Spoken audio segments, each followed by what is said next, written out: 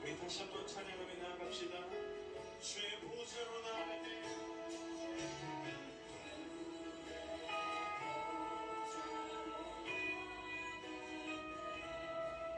어떻게 나가야 할까?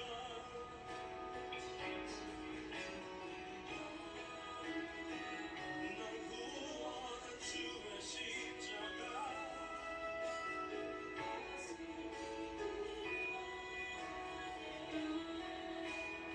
주의 보좌로 나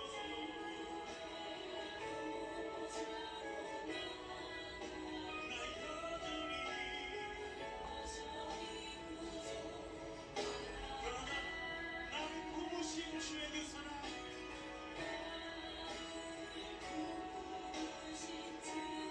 하나님 그것만 의지하면 안 됩니다.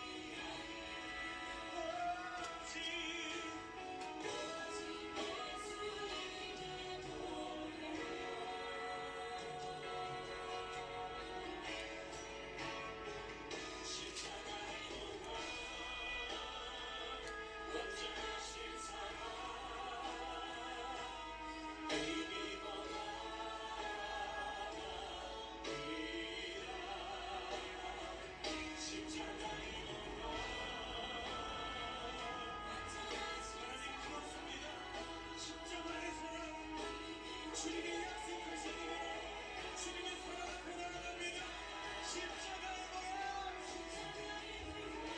우리가 다른 것을 의지하지 않겠습니다. 다른 것들을 붙들지 않겠습니다. 우리를 향한 주님의 사랑 우리를 붙드신 주님의 사랑을 바라보게 하여 주시옵소서. 하나님 우리를 붙드신 주의 사랑 앞에 오늘 살아가며 주님 그 사랑과 찬양하기 바랍니다. 이 시간 함께 주님 그 모양 앞에 주님 예배한다고 기도하며 나아갑시다.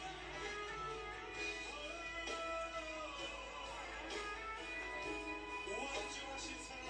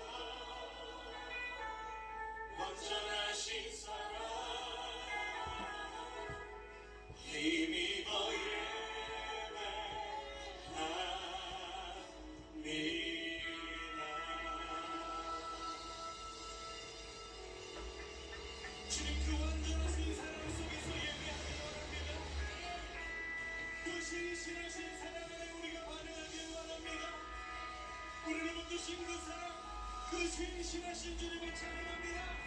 할렐루야. 오늘 우리를 붙드신 그 사랑 앞에 우리 감사와 영광의 박수 올려드립시다. 할렐루야. 주의 그 사랑 그가 쓰시네. 할렐루야.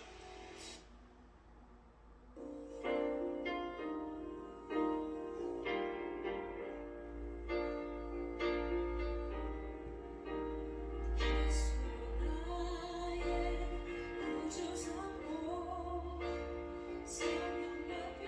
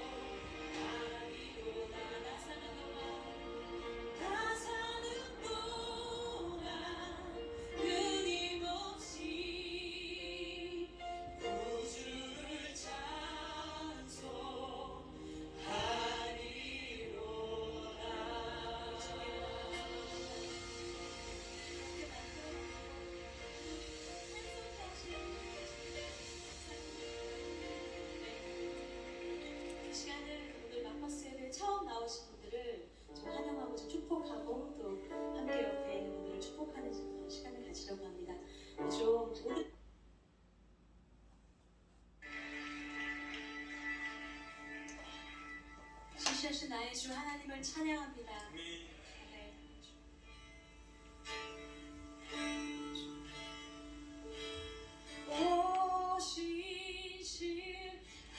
오신실하신 주 내 아버지여 늘 함께 계시니 두려움 없네.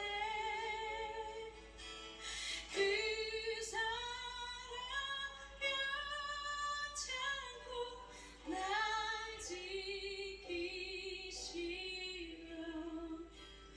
어제나 오늘이 한결같아. 신실하신 주님께 찬양합시다. 오신실하신 아버지여 내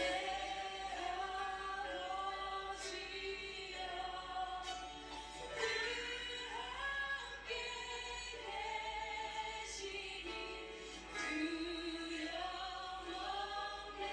그 사랑 괜찮고 그 사랑 변찮고 날 지키시며 어제나 오늘이 한결같네. 어제나 오늘이 한결같네. 오신실하신 주 오신실하신 주 오신실하신 주 오신실하신 주 날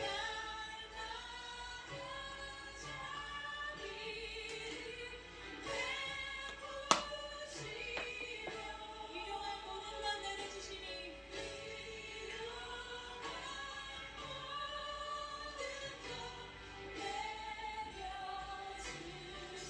오신실하신 주 오신실하신 주 나의 구주 봄철과 또 여름 봄철과 또 여름 가을과 겨울 해와 달 별들도 다 주인공 해와 달 별들도 다 주의 것 만물이 하나로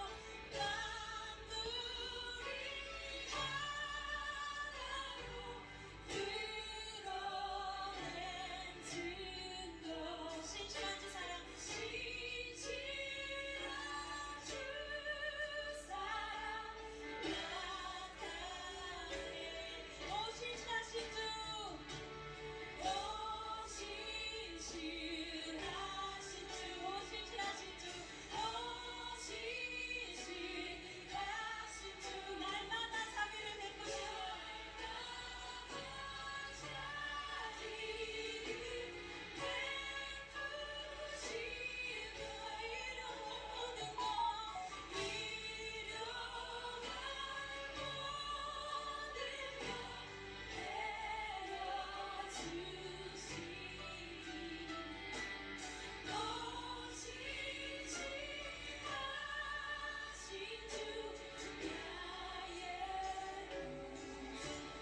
내 죄를 사하여 아니하시고 죄를 사하여 아니하시니 주 친히 오셔서 인도하네. 주 친히 오셔서 인도하네. 오늘의 힘내고 내일의 소망 오늘의 힘내고 내일의 소망 주만이 방법은 주만이 방법은 내일 주님을 찬양합시다. 신실하신 주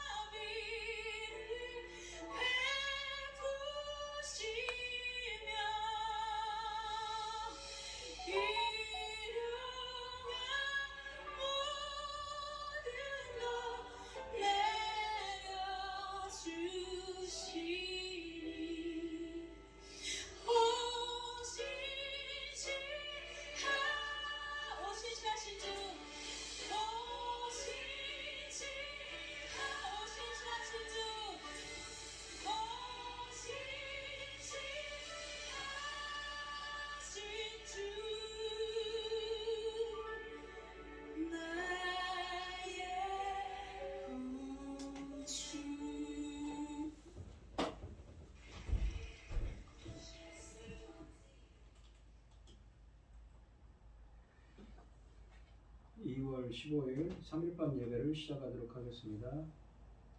땅과 거기에 충만한 것과 세계와 그 가운데 사는 자들은 다 여호와의 것이로다. 여호와께서 그 터를 바다 위에 세우시며 강물 위에 건설하셨도다. 여호와의 산에 오를 자가 누구며 그의 거룩한 곳에 설 자가 누구인가? 곧 손이 깨끗하며 마음이 청결하며 뜻을 허탄한 데 두지 아니하며 거짓 맹세하지 아니하는 자로다. 그는 여호와께 복을 받고 구원의 하나님께 의를 얻으리니 이는 여호와를 찾는 족속이요 야곱의 하나님의 얼굴을 구하는 자로다. 셀라. 아멘. 참 감사하신 하나님, 저희들을 창세하 전에 택정하시고 여기까지 인도해 주셔서 감사를 드립니다. 오늘 예배 가운데 임재하여 주시고 이 예배가 신령과 진정으로 드려지는 예배가 되게 하여 주시옵소서. 이 모든 말씀 거룩하신 예수님 이름으로 기도합니다. 아멘. 사도신경 하심으로 신앙 고백하시겠습니다. 전능하사 천지를 만드신 하나님 아버지를 내가 믿사오며 그 외아들 우리 주 예수 그리스도를 믿사오니 이는 성령으로 잉태하사 동정녀 마리아에게 나시고 본디오 빌라도에게 고난을 받으사 십자가에 못 박혀 죽으시고 장사한 지 사흘 만에 죽은 자 가운데서 다시 살아나시며 하늘에 오르사 전능하신 하나님 우편에 앉아 계시다가 저리로서 산자와 죽은 자를 심판하러 오시리라. 성령을 믿사오며 거룩한 공예와 성도가 서로 교통하는 것과 죄를 사하여 주시는 것과 몸이 다시 사는 것과 영원히 사는 것을 믿사옵나이다. 아멘. 찬송가 366장입니다.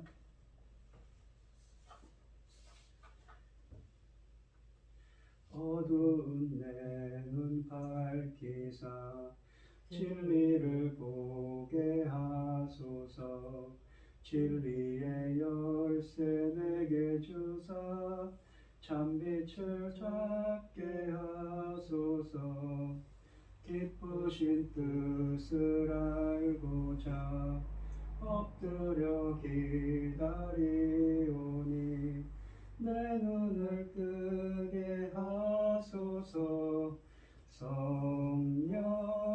성령이여 막혀진 내 귀 여시사 주님의 귀한 음성을 이 귀로 밝히 들을 때에 내 기쁨 한량 없겠네. 기쁘신 뜻을 알고자 엎드려 기다리오니 내 귀를 열어 주소서. 성령이여 봉해진 내 입 여시사 복음을 널리 전하고 차가운 내 맘 녹여주사 사랑을 하게 하소서. 기쁘신 뜻을 알고자 엎드려 기다리오니 내 입을 열어 주소서. 성령이여. 아멘. 오늘 함께 하실 하나님의 말씀은 이사야서 18장 1절로 7절 말씀입니다. 이사야서 18장 1절로 7절입니다. 성경 교독을 하시고 고현희 집사님 기도해 주시겠습니다. 슬프다 굿세의 강 건너편 날개치는 소리 나는 땅이여. 갈대 배를 물에 띄우고 그 사자를 수로로 보내며 이르기를 민첩한 사자들아 너희는 강들이 흘러 나는 나라로 가되 장대하고 순수한 백성 곧 시초부터 두려움에 두며 강성하여 대적을 받는 백성에게로 가라 하는도다. 세상의 모든 거민 지상에 사는 너희여 산들 위에 기치를 세우거든 너희는 보고 나팔을 불거든 너희는 들을지니라. 여호와께서 내게 이르시되 내가 나의 자수에서 조용히 감찰하며 쪼이는 일광 같고 가을 더위에 운무 같도다. 추수하기 전에 꽃이 떨어지고 포도가 맺혀 익어갈 때에 내가 낫으로 그 연한 가지를 베며 퍼진 가지를 찍어버려서 산의 독수리들과 땅의 짐승들에게 던져주리니 산의 독수리들이 그곳으로 여름을 지내며 땅의 들짐승들이 다 그곳으로 겨울을 지내리라 하셨으니라. 그때 강들이 흘러 나누인 나라의 장대하고 준수한 백성 곧 시초부터 두려움이 되며 강성하여 대접을 받는 백성이 만군의 여호와께 드릴 예물을 가지고 만군의 여호와의 이름을 두신 곳 시온산에 이르리라. 아멘. 기도하겠습니다.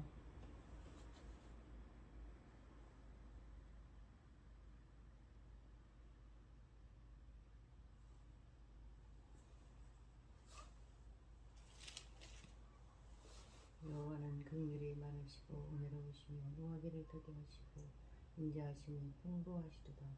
여호와의 인자하시는 자기를 경외하는 자에게 영원부터 영원까지 이르러 그의 의는 자손의 자손에게 이르리니 곧 그의 언약을 지키고 그 법도를 기억하여 행하는 자에게로다. 여호와께서 그의 보좌를 하늘에 두시고 그의 왕권으로 만유를 다스리시도다. 아멘. 천지만물을 지으신 전능하신 하나님의 권세 어리석고 부족하다 하는 자를 전에 삼으시고 아버지 사랑 가운데 살아가게 하시며 감사드립니다. 요란한 세상 가운데서도 이 시간 아버지는 하나님께 예배드릴 수 있도록 인도하셨으니 감사합니다. 사랑의 아버지 하나님, 지금 어느 시대에도 중요한 시대인데 지금 저희 나라는 아버지 지금 어떻게 되어가고 있습니까? 하나님 앞에 너무너무 죄송합니다. 아버지 하나님, 저희가 잘못되어서 아버지 잘못되었다면 용서하시고 다시 온전히 세워주시옵소서. 저희 나라를 제사장 나라까지 세워주셨는데 이 천금 같은 사명 다 감당하지 못하는 아버지께서 꾸중하실까봐 심히 걱정이 됩니다. 저희 나라를 제사장 나라에 세우셨으니 이 사명 감당하고 아버지 앞에 갈 수 있게 도와주시옵소서. 온갖 일로 세상은 어지럽습니다. 지진에 전쟁에 아버지는 이루 말할 수가 없습니다. 저는 그럼에도 불구하고 아버지는 당신의 사랑하는 종 열매 거둘 말씀을 열어서 강단에 세워주셨으니 참으로 감사드립니다. 당신의 사랑하는 종 아버지 열어가는 그 말씀으로 아버지께서 열어주시는 그 말씀으로 말미암아 아버지는 받으실 열매들이 넉넉히 나올 수 있도록 도와주시옵소서. 이 모든 말씀을 억만 죄악 가운데서 우리를 구원하여 주신 예수 그리스도 이름으로 기도드리옵나이다. 아멘. 오늘 본문 말씀의 제목은 쬐이는 일광처럼 조용한 운무처럼입니다.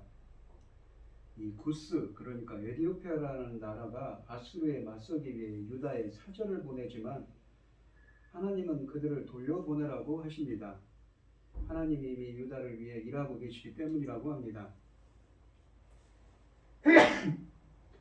1절 말씀을 보시면 슬프다 구스의 강 건너편 날개치는 소리나는 땅이여 라고 되어 있습니다. 1절에서 슬프다 구스의 강 건너편 날개치는 소리나는 땅이여 라고 말씀하시는데 구스에 피언키라는 왕이 있습니다. 이 왕은 주전 721년부터 이집트의 남쪽에 영향력을 행사하다가 드디어 715년에 이집트를 정복해서 이집트의 25대 왕조를 시작했다고 합니다. 그리고 국제적인 세력이 되고자 했습니다. 이 열왕기하 17장 4절을 보시면 그의 사절단은 국제무대에서 이집트의 경쟁자를 할 수 있는 아수르를 견제하고 반아수르 분위기를 조성하기 위해서 팔레스타인, 그러니까 가나안 땅에 자주 드나들었다고 합니다. 따라서 구스의 강은 나일강을 가리키는 것입니다. 강 건너편에서 나는 날개치는 소리는 그곳의 구스 군대를 비유적으로 나타내는 것이지요.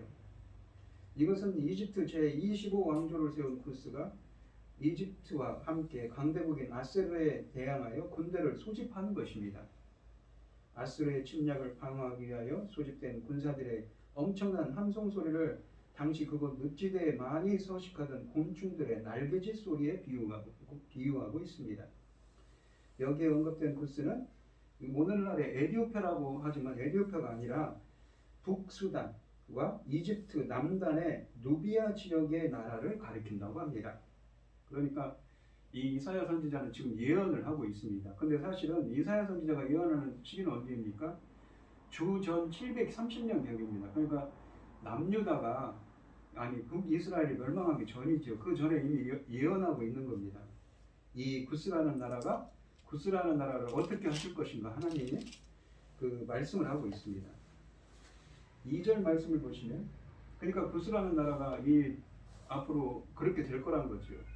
국제정세를 통해서 아수르를 대적하기 위해서 남유다에 사신을 보낼 거라고 합니다. 2절 말씀을 보시면 갈대배를 물에 띄우고 그 사자를 수로로 보내며 이르기를 민첩한 사자들아 너희는 강물이 흘러 나누인 나라로 가되 장대하고 준수한 백성 곧 시초부터 두려움이 되며 강성하여 대적을 밟는 백성에게로 가라 하는도다 라고 되어 있습니다. 2절에 보시면 갈대배를 물에 띄우고 그 사자를 수로로 보내며 라는 표현은 그 땅에서 사절단이 갈대로 만든 배를 타고 나일강으로 내려온다는 의미입니다. 그러니까 이 에디오피아 구스라는 나라의 사절단이 갈대배를 태워서 나일강으로 내려온다고 하는 의미인 것이죠. 민첩한 사절들아 너희는 강물이 흘러 나누인 나라로 가되라고 되어 있는데 이 애굽처럼 구스는 강들 즉 나일강의 지류들로 나뉜 땅입니다. 동작이 민첩한 사절들아 그러니까 동작이 민첩한 이 사절들에게 말하는데 뭐라고 말하냐면 땅이 강으로 나누인 나라 막강하여 다른 민족을 짓밟는 너희 나라로 돌아가라고 하는 말씀인 것이죠. 의미인 것입니다. 키가 크고 장대하고 준수한 백성 온 백성을 두렵게 하던 너희 백성에게 돌아가라고 말씀하고 있습니다. 그러니까 1절에서는 구스의 백성들이 어떻습니까? 군대를 일으켜 가지고 이 남유다에 사신을 파견하죠. 근데 사신을 파견했는데 어쩌습니까? 그러니까 아수르를 대적하기 위함이었는데 돌아가라고 하나님께서 말씀하시는 것입니다. 구스가 유다를 돕기 위해 사절단을 파견하지만 고국으로 되돌아가도록 권면합니다. 사람이 아니라 하나님께서 놀라운 일을 하실 것이기 때문입니다. 애굽을 장악한 구스는 아수르를 저지하기 위해 유다에 참전을 요청하는 사절단을 보냅니다. 유다는 아람 에브라임 동맹에 참여하지 않은 것처럼 구스의 동맹에도 참여하지 않아야 했습니다. 지금 아수르가 강해 보이고 구스의 동맹이 굳세 보여도 그들의 권세는 하룻밤에 사라질 허망한 것들 뿐입니다. 오직 하나님만이 영원히 강하시고 성실하시니 하나님을 붙드는 것만이 살 길인 것이지요. 이 3절 말씀을 보시면 세상의 모든 거민 지상에 사는 너희여 산들 위에 기치를 세우거든. 기치라는 건 깃발, 신호를 뜻합니다. 깃발이죠. 산들 위에 깃발을 세우거든 너희는 보고 나팔을 불거든 너희는 들을지어다 라고 말씀하십니다. 세상 사람들아 땅에 사는 사람들아 산 위에 깃발이 세워지면 그것을 보고 또 나팔 소리가 나면 그 소리를 들으라고 하십니다. 깃발이나 나팔은 군대를 모으기 위해 사용하는 것들입니다. 아수르를 심판하려고 군대를 소집하여 사열하시는 장면을 연상시키고 있습니다. 머지않아 세상 사람들이 주목하게 될 일이 벌어질 것이라는 말씀입니다. 이 하나님만이 나라를 세우기도 허물기도 하시는 역사의 주관자이시기 때문인 것이죠. 선지자는 구스 사람에게 연합을 체결할 생각을 하지 말라고 권고하십니다. 왜냐하면 하나님이 적절한 시기에 적을 물리치실 것이기 때문입니다. 뭐라고 들으라고 하냐면 왜 들으라고 하냐면 이 4절에서 설명을 합니다. 여호와께서 내게 이르시되 내가 나의 처소에서 조용히 감찰함이 쬐이는 일광 같고 가을 더위에 음모 같도다 라고 하십니다. 여기 보면 조용히 감찰한다고 할 때 감찰한다 이 말이 이 나바트라고 해서 히브리어로 주시하다 라는 의미입니다. 조용히 주님을 바라보신다는 거죠. 주시하신다는 것이죠. 이 4절은 원문으로 보시면 왜냐하면이라는 의미의 접속사인 키로 시작하지만 이 한글 성경에는 빠져 있습니다. 그러니까 4절은 원문으로 내가 나의 처소에서 조용히 내려다보겠다. 가을 더울 밤에 이슬이 조용히 내려앉듯이 한여름 폭염 속에서 쬐약볕이 고요히 내려찍듯이 하시겠다고 여호와께서 내게 말씀하셨기 때문에 그렇게 말씀하셨기 때문에 3절 말씀처럼 세상 사람들 너희는 산 위에 깃발을 세우거든 보고 나팔을 불거든 들으라고 하시는 것입니다. 이런 의미인 것이죠. 왜 하나님은 나팔을 산 위에 나팔을 이게 깃발을 세우고 나팔을 불거든 보고 들으라고 하냐면 하나님께서 이렇게 이 그의 처소에서 주님의 그 하나님이 계신 그 천상 보좌에서 조용히 바라보신다는 것이죠. 이 여호와는 하나님의 이 사람들의 눈에 띄지 않는 곳, 그러니까 곳에서 그 하늘 보좌에서 하늘 햇빛으로부터 오는 타는 듯한 열기 같이 그리고 추수 때의 더위의 운무 같이 지켜보고 계신다는 의미입니다. 또한 여호와는 나의 처소로부터가 아니라 나의 처소에서 지켜보고 계십니다. 왜냐하면 그는 하늘에 계시는 초월적인 하나님일 뿐만 아니라 세상사 속에 임재해 계시는 하나님이기 때문입니다. 마치 하나님이 역사에는 관여하지 않으시고 그냥 방관만 하는 것처럼 생각할지 모르지만 본문을 보시면 실상은 그렇지 않습니다. 때가 이르면 여호와는 악인들을 심판하실 것인데 그 심판과 역사로의 개입이 쬐이는 일광 같고 가을 더위에 운무 같을 것이라고 말씀하시는 것입니다. 즉 지금 이사야는 때때로 불가사의하게 보이는 하나님의 침묵이 결코 방관이 아님을 주장하고 있는 것이지요. 때가 찰 때까지 기다렸다가 때가 되면 행동하시겠다는 말씀입니다. 이것은 나스로가 유다를 침략하는 동안 조용히 보고 계시다가 그들이 유다를 정복하기 전에 완전히 패망하게 하실 것이라는 말씀입니다. 그러니까 이 쬐이는 일광 같고 뜨거운 햇빛, 뜨거운 날에 뜨거운 여름날에 비치는 그 햇빛처럼 그리고 가을날에 가을 추수 때 더위에 추수 때 더위 아침에 보시면 안개가 끼는 것처럼 그러니까 때가 이르면 그때 적절하게 하나님께서 보시고 그렇게 하실 거라는 것이죠. 이 5절 말씀을 보시면 추수하기 전에 꽃이 떨어지고 포도가 맺혀 익어갈 때 내가 낫으로 그 연한 가지를 베며 퍼진 가지를 찍어버려서 라고 하십니다. 이 5절과 6절은 하나님께서 아수르를 어떻게 멸망시키실 것인가를 보여줍니다. 5절에 보시면 추수하기 전 꽃이 떨어지고 포도가 맺혀 익어갈 때 내가 낫으로 그 연한 가지를 베며 퍼진 가지를 찍어버리겠다고 하십니다. 이 포도가 맺혀서 익어갈 때라는 표현은 아수르 제국의 자만이 극에 달하여 자아도취에 빠진 바로 그 순간을 비유적으로 표현한 것입니다. 아수르를 포도에 비유하여 하나님이 그들을 패망하게 하실 것임을 말하고 있는 것이죠. 농부가 한창 뻗어나가는 포도나무 가지를 잘라버리듯이 하나님께서 아수르군을 치겠다는 것입니다. 이 하나님께서 아수르를 멸하심으로 이 복잡한 국제 정세를 정리하시겠다는 것입니다. 역사는 하나님께 달려있음을 보여주시겠다는 것이지요. 6절 말씀을 보시면 산의 독수리들과 땅의 들짐승들에게 던져 주리니 산의 독수리들이 그것으로 여름을 지내며 땅의 들짐승들이 다 그것으로 겨울을 지내리라 하셨습니다. 이제 때가 이르러 여호와께서 아수르를 심판하시는데 그 심판이 얼마나 무서운지 아수르의 군대는 전멸하여 그 많은 시체는 독수리들과 들짐승들이 여름과 겨울이 지나도록 두고두고 멀게 될 거라고 하십니다. 독수리가 그것으로 여름을 나고 땅의 모든 짐승이 그것으로 겨울을 날 것이라고 하십니다. 아수르군의 시체를 독수리와 들짐승에게 던져줄 것이니 여름에는 독수리가 먹고 겨울에는 들짐승이 먹을 것이라는 말씀입니다. 아수르의 완패이지요. 이 사네립의 침략 때 그러니까 히스기야 왕 때 사네립이 침략을 할 때 하룻밤새 18만 5천 명의 시체가 흩어짐을 연상시키고 있습니다. 이 4절부터 5절, 6절을 보시면 쬐이는 일광처럼 가을 운무처럼 온 땅을 조용히 감찰하십니다. 아수르가 유다를 점령하려 할 때에 호련히 일어나셔서 그들을 심판하시고 흩어버리겠다고 하십니다.